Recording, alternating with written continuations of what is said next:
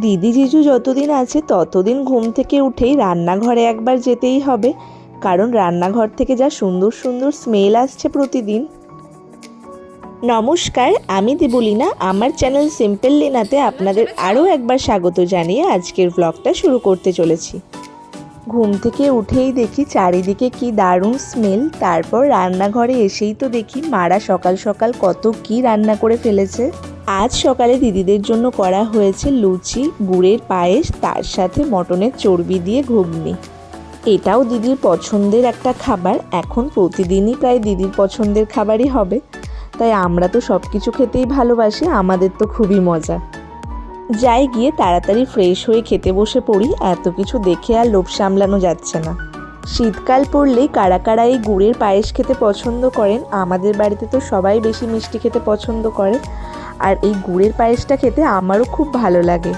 আমাদের বাড়িতে কোনো কিছু করলে যেহেতু অনেকটাই করতে হয়, তাই একটা পাত্রে তো সব কিছু আটবে না, তাই আলাদা আলাদা করে এভাবে বাড়া হয়েছে। মা কাম্মারা সব টেবিলে সাজিয়ে দিয়ে দিয়েছে, এবার যার যত ইচ্ছা খেয়ে নাও। আর একজনকে দেখুন, সকালে উঠেই দিদি জিজু সবাইকে রেখে আগে আগে বসে পড়েছে খেতে। আর আমরা আস্তে আস্তে ওর এক প্লেট খাওয়া কমপ্লিটও, তাই দিদি এসে দেখছে ওর প্লেটটা একদম খালি, তাই আবার একটু তুলে দিচ্ছে। আরে এর অবস্থাটা দেখো, পালোয়ান, এই যে পালোয়ান।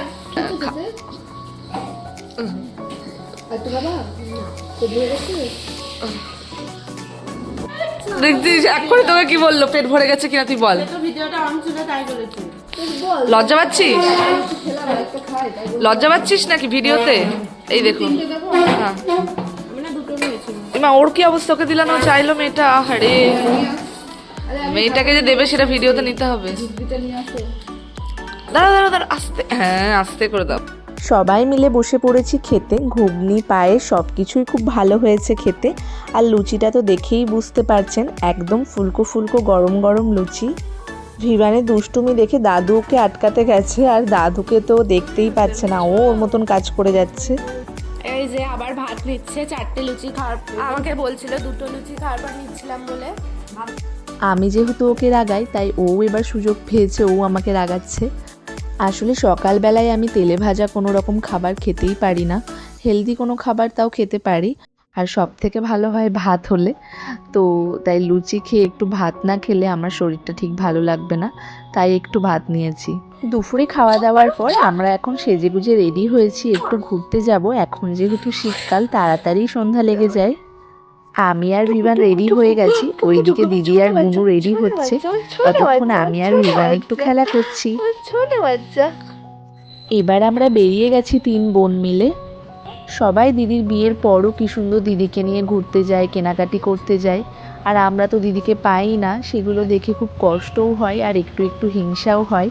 তাই আজ আমরা 3 জন মিলে বেরিয়েছি একটু ঘোরাফেরা করতে আর খাওয়া দাওয়া করতে, তার সাথে কিছু কেনাকাটি। আর সন্ধ্যাবেলায় ঘোরার জন্য বেস্ট জায়গা মল, সেখানে ভিভানও একটু গেম খেলতে পারবে, আমরাও একটু কেনাকাটা খাওয়া দাওয়া করতে পারবো। ফার্স্টেই আমরা চলে এসেছি ওয়াও মোমোতে, মলের সামনাসামনি ওয়াও মোমো।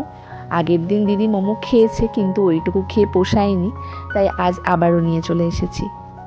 একটা নিয়েছি চিজি ফ্রাই মোমো, আর একটা নিয়েছি white sausages pan fry momo. দুটোই খুব টেস্টি খেতে। ওয়াও মোমো খেতে গিয়ে আমাদের দারুণ একটা লাভ হয়েছে। আমাদের ওখান থেকে একটা কুপন দিয়েছে, ট্রেন্ডস থেকে 2500 টাকার কেনাকাটি করলে 500 টাকা অফ। তো মলে ঢুকেই গ্রাউন্ড ফ্লোরেই ট্রেন্ডস আছে, তাই আমরা ফার্স্টেই ঢুকে গেছি ট্রেন্ডসে।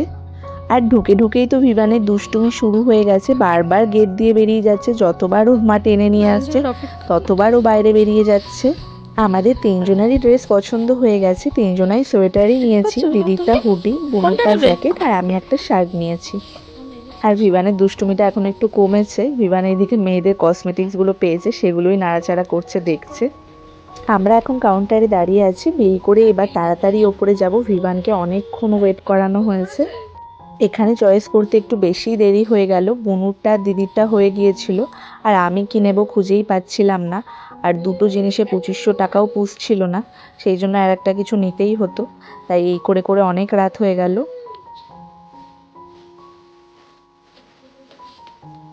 আমরা এখন সোজা উঠে চলে এসেছি গেম জোনে। আমি জানতাম 10টার দিকে গেম জোন বন্ধ হয়, এখন প্রায় 9:40 মতো বাজে। ওপরে এসে শুনছি 9:30তেই বন্ধ হয়ে যায়। এসেই তো দেখি বাইরে ক্লোজ সাইনবোর্ড ঝুলিয়ে দিয়েছে, কিন্তু ভেতরে দাদারা ছিল, তাদেরকে অনেকবার রিকোয়েস্ট করায় একটা গেম খালি অন করে দেয়।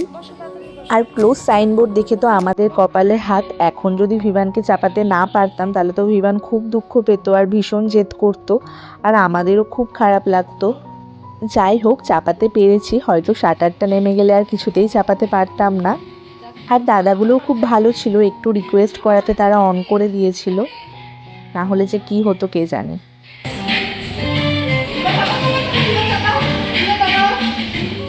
এবার আমরা বেরিয়ে যাচ্ছি, অনেকটাই রাত হয়ে গেছে। আর ভিভান যেখানেই যাবে সেখানেই দুষ্টুমি বা ওর মজা পাওয়ার মতন কিছু জিনিসও খুঁজেই নেবে। লিফটে উঠেও বা সেটা বাদ যায় কেন, লিফটে উঠেও বারবার ফ্যানটা অফ করছে, অন করছে, অফ করছে, অন করছে, এই চলছে। মলের ভেতরে তো ফিল হচ্ছিল না, বেরিয়েই বাইরে কি ঠান্ডা, বাইরে কি কুয়াশা, একটু দূরেই কি আছে না আছে কিচ্ছু বোঝা যাচ্ছে না। এখানে এসেও দিদি অনেক কিছু শপিং করেছে, জিজু, ভিভান আর নিজের জন্য। খাওয়া দাওয়ার পর সেগুলো নিয়েই বসেছে মা বাবা আমাদের সবাইকে দেখানোর জন্য। তাই ভাবলাম সেগুলোও আপনাদের সাথে একটু শেয়ার করে নিই। আর সব থেকে যে দুটো সুন্দর জিনিস কিনেছে সেই দুটো আগে দেখাই। এই দুটোই দোহা এয়ারপোর্ট থেকে দিদিরা নিয়েছে। মামাম কোনটা বলো তো? ওইখানে ছবিতে মামাম কোনটা? মামাম কোনটা? এই তিনজনের মধ্যে মামাম দেখাও, দেখাও দেখাও। হ্যাঁ, দেখি দেখি দেখি। এবার এইটা কে? এইটা এটা ছোট মিমি। এটা কে? হ্যাঁ বলো, বড় মিমি। এই যে এটা আতর নিয়েছে, কি দারুণ দেখতে, আর স্মেলটাও অসাধারণ ছিল। আর তারপর যেটা নিয়েছে এটা একটা শোপিস, আলাদিনের আশ্চর্য প্রদীপের মতন দেখতে। দেখতে খুব ভালো লেগেছে দিদিদের, তাই এটা নিয়েছে।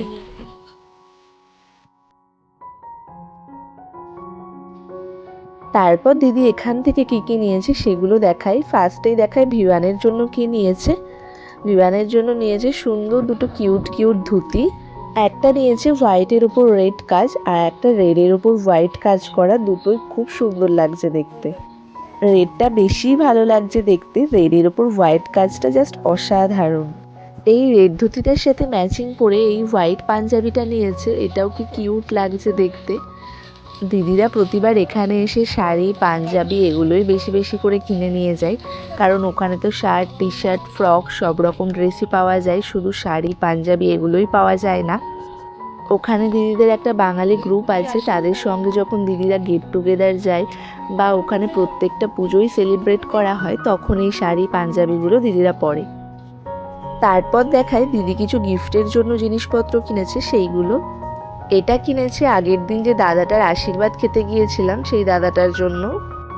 আর এই পাঞ্জাবিটা নিয়েছে জিজুর জন্য। দিদিরা আবার শাড়ি পাঞ্জাবি ম্যাচিং ম্যাচিং করে পরে।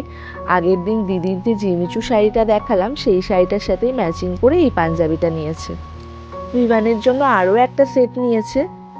এখানে প্যান্ট, কুর্তা, তার উপরে একটা কোট আছে।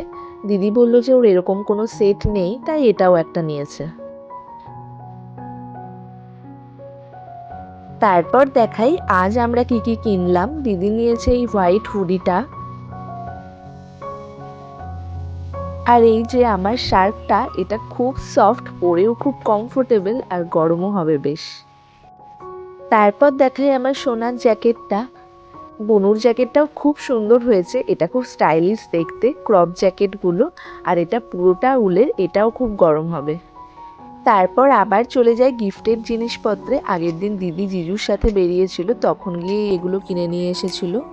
এইগুলো দিদি নিয়েছে যাদের যাদের বিয়েতে আসতে পারেনি তাদের জন্য। দিদি তো কোনো বিয়েতেই আসতে পারে না, শুধু একটা দিদির বিয়েতেই আসতে পেরেছিল, আর তাছাড়া কারোর বিয়েতেই আসতে পারেনি, তাই তাদের সবার জন্য এই গিফটগুলো নিয়েছে। আসতে পারেনি তো তাই কি হয়েছে, কোনো গিফট না দিলে হয়? সবার জন্যই একই রকম বেড কভার নিয়েছে, শুধু কালার ডিজাইনগুলো আলাদা আলাদা। আজকের মতো সব কিছু দেখানো কমপ্লিট। তো আজকের ব্লগটা এখানেই শেষ করছি। আপনাদের যদি ব্লগটা ভালো লেগে থাকে লাইক, কমেন্ট অ্যান্ড শেয়ার করবেন, সাবস্ক্রাইব করতে ভুলবেন না। আবার দেখা হচ্ছে নতুন কোনো ব্লগ নিয়ে, ততক্ষণের জন্য টাটা।